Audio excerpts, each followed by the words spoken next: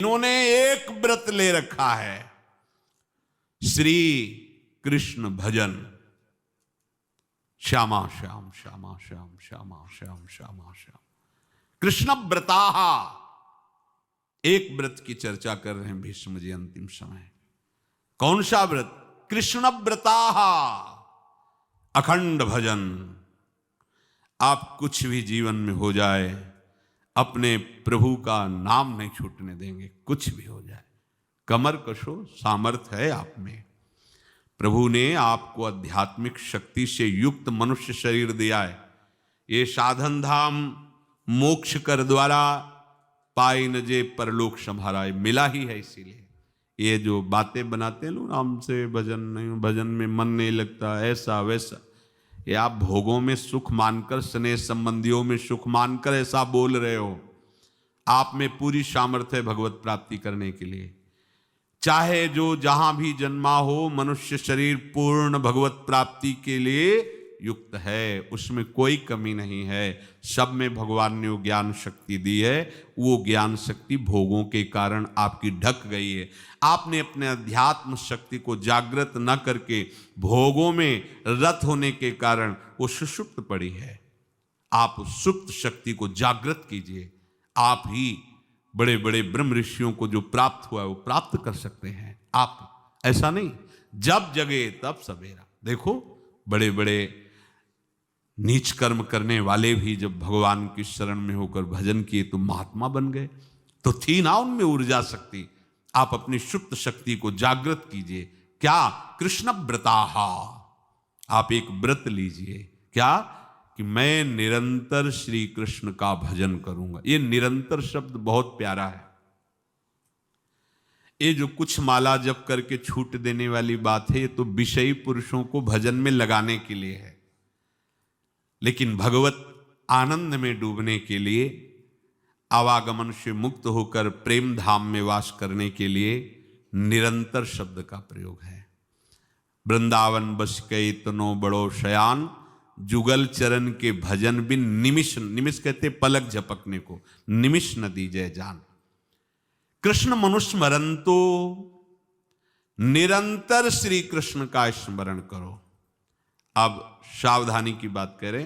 रात्रौच कृष्णम पुनरुत्थिताय, बहुत महिमाशाली बातें भीष्म जी वर्णन कर रहे हैं।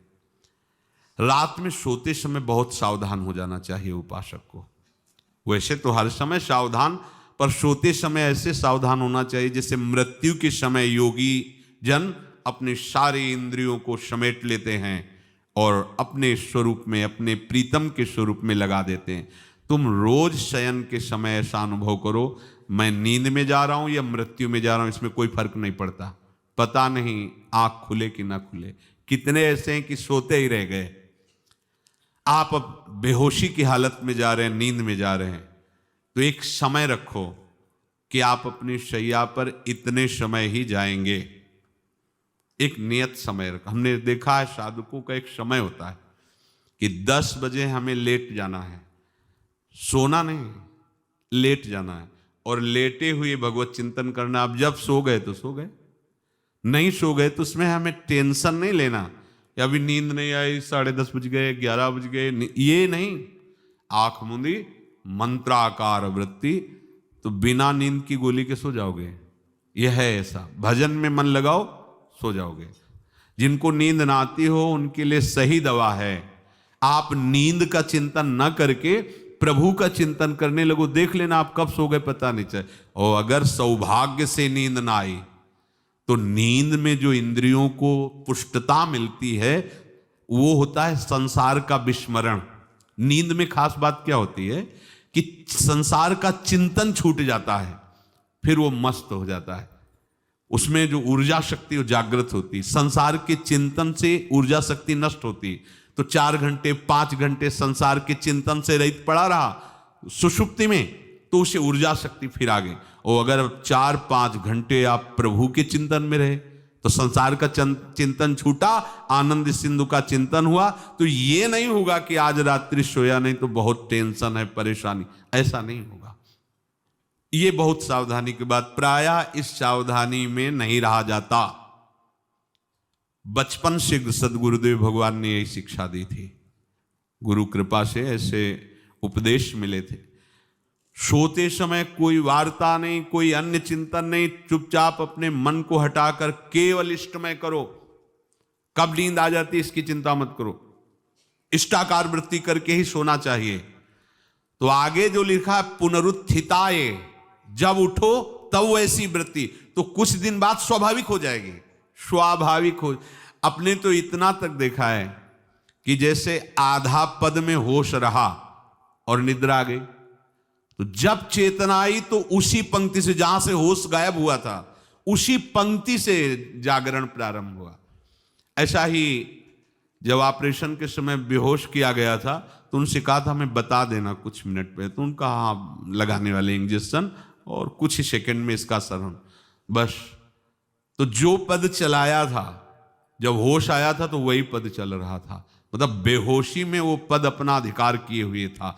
ऐसे नींद भी तुम्हारी भजन हो जाएगी, समाधि हो जाएगी, यदि आप सोते समय प्रभु का चिंतन करेंगे। बहुत ही सावधानी की बात है, यदि इस जन्म में परम लाभ लेना चाहते हो तो इस श्लोक को अपना जीवन बनाओ। कृष्णव्रताः, हमारा जीवन का एक ही व्रत है कि हम अपने प्रीतम का भजन नहीं छोड़ेंगे, अखंड भजन।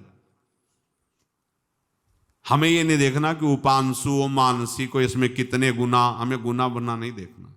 हमें अपने प्रभु को बोलना नहीं। भजन में मन नहीं लग रहा, पद गा रहे हैं, जोर जोर से चिल्ला रहे हैं, नाम कीर्तन कर, हमें अपने प्रभु से जुड़े रहना है। कृष्ण व्रताः कृष्ण मनुस्मरन्तो, हमारा निरंतर स्मरण चले, बस ये प्रयास रखना है। जब निरंतर स्मरण की बात कह दी तो फिर आगे कुछ कहना नहीं चाहिए, पर खास बात इसीलिए कहा जाता है कि आप समझ जाओ। रात्रौच, जब कोई भी ब्रह्मचारी, कोई भी उपासक, कोई भी बैरागी त्यागी महात्मा सोते समय असावधान हो गया तो उसकी रात्रि बहुत गलत जाएगी। खास जब आप सैया पे शयन करते उस समय असावधानी हुई तो विकार छा जाएगा, ध्यान रखना। आपका चिंतन गलत हो जाएगा, आपकी चेष्टा गलत हो जाएगी, जागृत में ना सही तो स्वप्न में। आप सावधान उस समय जरूर रहिए और उतना ही विश्राम कीजिए जितना आवश्यक हो।